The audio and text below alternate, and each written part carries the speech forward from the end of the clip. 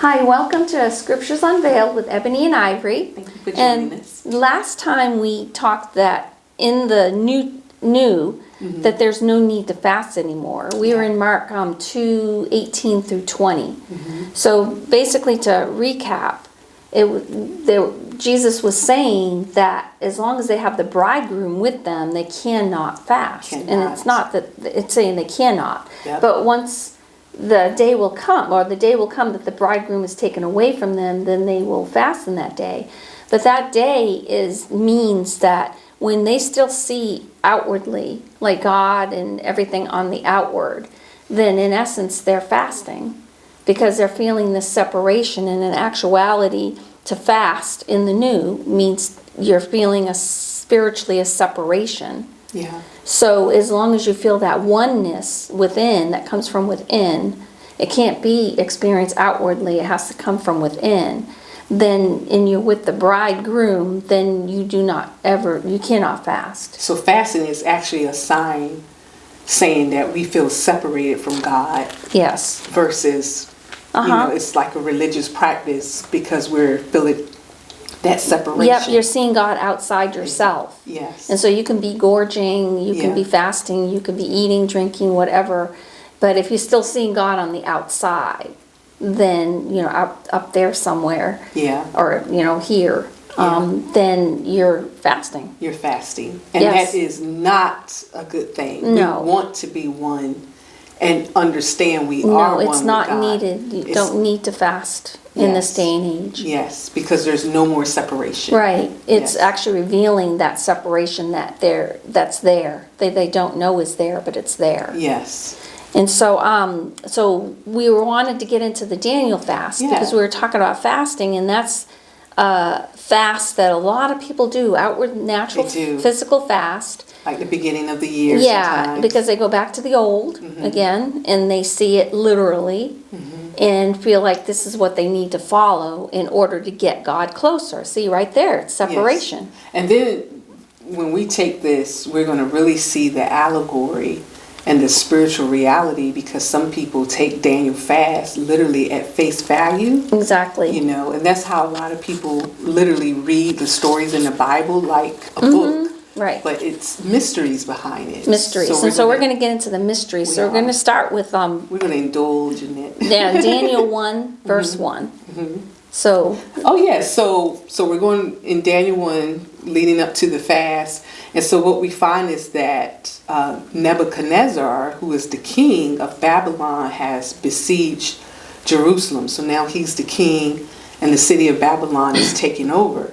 So if you really break down the names, first... the city of Jerusalem. It's taking over the city of Jerusalem. Babylon has. So that's the new standard now. Babylon under the rule of Nebuchadnezzar. And so when you look at Nebuchadnezzar, when you see his name, it actually means tears and groans of judgment.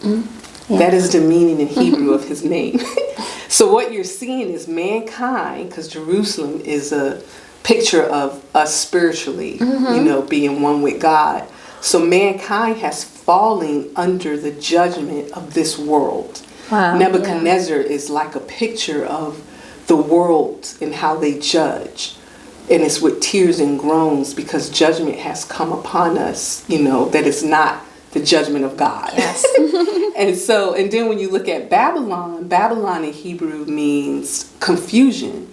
So you and I were talking about how we're coming into that identity confusion. We're going to really see this in the scriptures with the names.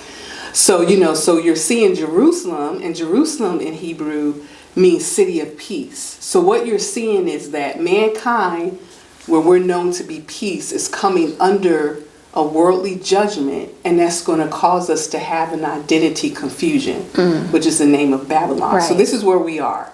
Right. This is and then Jerusalem. Yeah. What was Jerusalem? City of Peace. City of Peace, right. Yes. City of Peace, that's what you just said. And it's been besieged. Right. Yeah. And so versus confusion. Yes. Awesome. Yes. So we're going to jump to verse 5. Yeah. And verse 5, it says, "And the king appointed for them daily ration from the king's choice food and from the wine which he drank, and appointed that they should be educated 3 years, at the end of which they were to enter the king's personal service. So this is actually a lot. It's talking about how they were educated to enter the king's service in 3 years. Now 3 in the Hebrew is Gimel, and that is a picture of a camel. And the picture of the camel is that you get carried from one place to another. So it's being lifted up or going down, or it's carrying. So they were educated to enter the king's service. Now what is the picture of this? The picture of the king's service is actually they're being educated in the ways of the world. That's good. They're coming into, when we come into this world as babes, we become conditioned into this world system. Yes. And that's that Babylon, that's that confusion. And we forget who we are.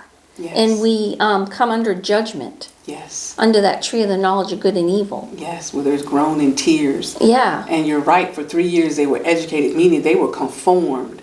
And that's how we are. We're conformed. And it changes us. It changes our identity. Like, it takes us from our original design to another completely different person. Yeah. So because this is talking about the King Nebuchadnezzar. It's not talking about, God the King. Exactly. So this is the king His of this education. world. Yes. Right. His education. The worldly judgment. And that's that outward. Right. And that's so true, because we're taught that. We're taught judgment. Yeah. In this world. Yeah, like serve. Yes. The judgment. To serve. And you're so right. We're taught how, and we serve that judgment, and that judgment is accusing us of who we're not. Right. And we serve it, I guess what, by fasting. Fasting. Yep, fasting and praying. And it's Fasting, actually, praying serving. Yep, that's how we serve it. That's how we serve it, because we're saying we're not one with God.